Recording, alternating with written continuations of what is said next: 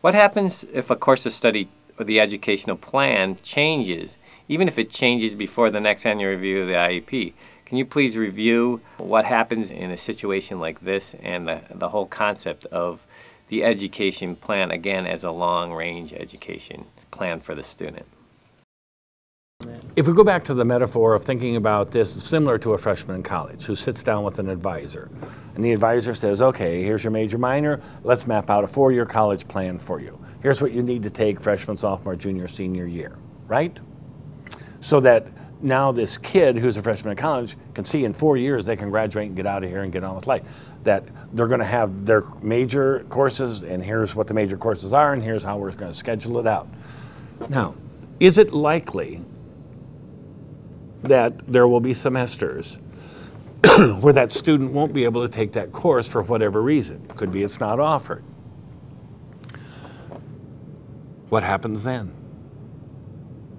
Is the kid just out of luck or what? So similar to a young person who's in college, while we map out the plan, that doesn't guarantee that every single course for every single semester is going to be offered and that the student will take it. However, what happens to that college student when they don't get that course, maybe second semester, sophomore year? What happens then? Well, they need to reschedule it. So maybe they got it first semester junior year instead of second semester sophomore year.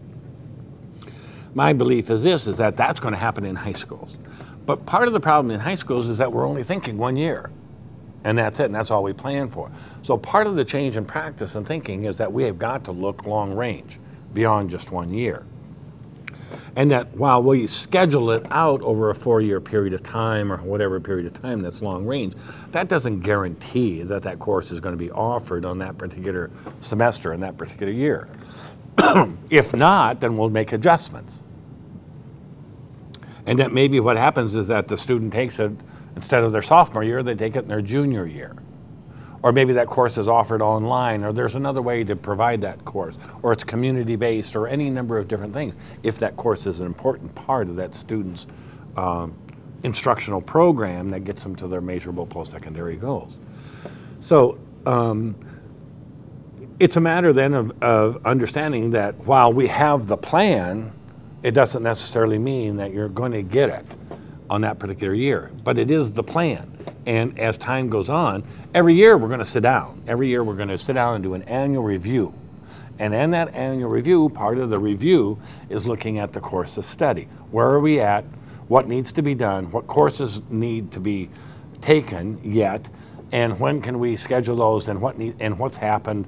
And what needs to be updated? And maybe we have to readjust that course scheduling in the last year, last 2 years, last 3 years, based upon that annual review.